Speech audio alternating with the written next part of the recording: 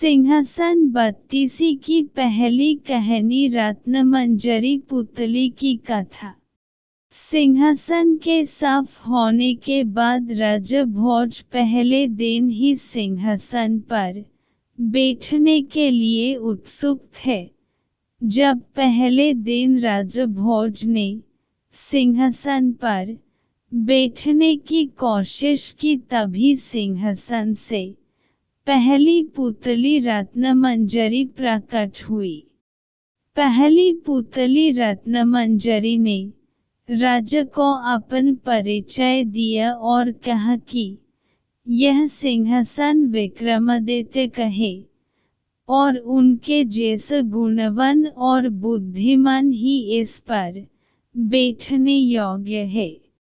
अगर यकीन नहीं होता तो राजा विक्रमादित्य की यह कहानी सुनकर फैसला करने की तुम में ऐसे गुण हैं या नहीं।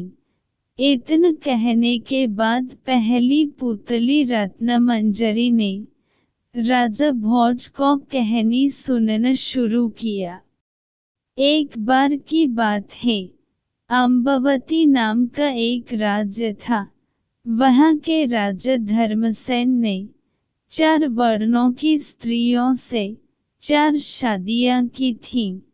पहली स्त्री ब्राह्मण थी, दूसरी क्षत्रिय, तीसरी वैश्य और चौथी शूद्र थी। ब्राह्मण स्त्री से हुए पुत्र का नाम ब्राह्मणित था। क्षत्रियनी से उन्हें 3 पुत्र थे जिनके नाम थे शंख, विक्रमादित्य और भर्तृहरि। वैश्य पत्नी से हुए पुत्र का नाम चंद था और शूद्रनी के बेटे का नाम धन्वंतरि था। जब सभी लड़के बड़े हुए तो ब्राह्मणी के बेटे को राजा ने दीवान बनाया, लेकिन वह अपनी जिम्मेदारी ठीक तरह से संभल न सका और वो राज्य छोड़कर चला गया। कुछ वक्त तक वो कई जगहों में भटका और फिर वह धरानगरी नाम के राज्य में पहुंचा और वहां उसे एक अच्छा ओहदा मिला। लेकिन एक दिन उसने वहां के राजा को मार दिया और खुद राजा बन गया। कुछ वक्त बाद उसने उज्जैन आने का फैसला किया, लेकिन उज्जैन पहुंचते ही उसकी मौत हो गई। उसके बाद क्षत्रियनी के बड़े बेटे शंख को लगा कि उसके पिता विक्रम को राज्य का राजा बना सकते हैं।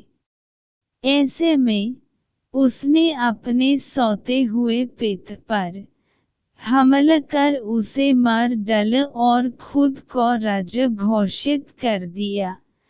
सभी भाइयों को शंख के षड्यंत्र का पता चल गया और सब इधर उधर निकल पड़े। शंख ने ज्योतिषियों का सहारा लिया और उन्हें अपने भाइयों के बारे में ज्योतिष विद्या के सहारे से पता लगाने को कहा। ज्योतिषियों ने बताया कि विक्रम को छोड़कर उनके सभी भाई जंगली जानवरों का शिकार बन गए थे।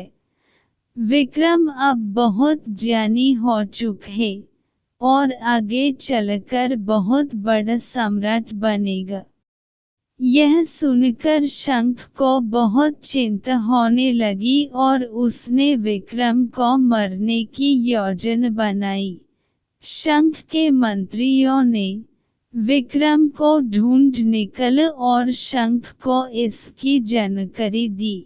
शंख ने एक तांत्रिक के साथ विक्रम को मारने की योजना बनाई। उसने तांत्रिक से कहा कि वो विक्रम को कली की आराधना की बात बताई और उसे सिर झुकाकर कली की पूजा करने को कहे।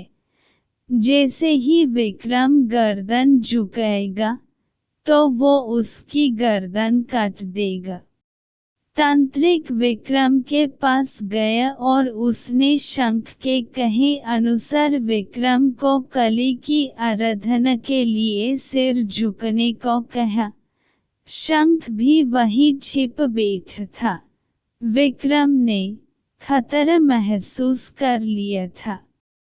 उसने तांत्रिक को सिर झुकने की विधि बताने को कहा और तांत्रिक जैसे ही झुका शंख ने उसे विक्रम समझकर उसकी गर्दन काट दी। इतने में विक्रमादित्य ने शंख के हाथ से तलवार लेकर उसकी भी गर्दन काट दी और अपने पिता की हत्या का बदला ले लिया। फिर विक्रमादित्य राजा बने और अपने राज्य और प्रजा का पूरा ध्यान रखने लगे। हर तरफ उनकी जय जयकार होने लगी। एक दिन राजा विक्रमादित्य शिकार करने जंगल गए। उस जंगल में जाने के बाद राजा विक्रमादित्य को बाहर निकलने का कोई रास्ता नहीं दिख रहा था। इतने में उनकी नज़र एक खूबसूरत महल पर पड़ी। वो अपने घोड़े पर सवार होकर उस महल में पहुँचे। वो महल राजा बाहुबल का था। राजा विक्रम जैसे ही वहां पहुंचे तो वहां के दीवान ने राजा विक्रमादित्य को कहा कि वो बहुत मशहूर राजा बनेंगे, लेकिन उसके लिए राजा बाहुबल को उनका राजतिलक करना होगा। साथ ही उसने यह भी कहा कि राजा बाहुबल बहुत दानी है और जैसे ही विक्रमादित्य को मौका मिले वो राजा से स्वर्ण जड़ित सिंहासन मांग लें। यह स्वर्ण जड़ित सिंहासन भगवान शंकर ने राजा को भेंट दिया था। वह सिंहासन राजा विक्रमादित्य को सम्राट बना सकता है। राजा बाहुबल ने विक्रमादित्य का अतिथि सत्कार और राज तिलक किया। इस दौरान विक्रमादित्य ने सिंहासन की मांग की और राजा बाहुबल ने विक्रमादित्य को उसका सही हकदार समझते हुए बिना संकोच सिंहासन दे दिया। कुछ दिनों तक बाहुबल के महल में रहने के बाद राजा विक्रमादित्य सिंहासन लेकर अपने राज्य वापस आ गए। सिंहासन की बात दूर दूर तक फैल गई। हर कोई राजा विक्रमादित्य को बधाई दे रहा था।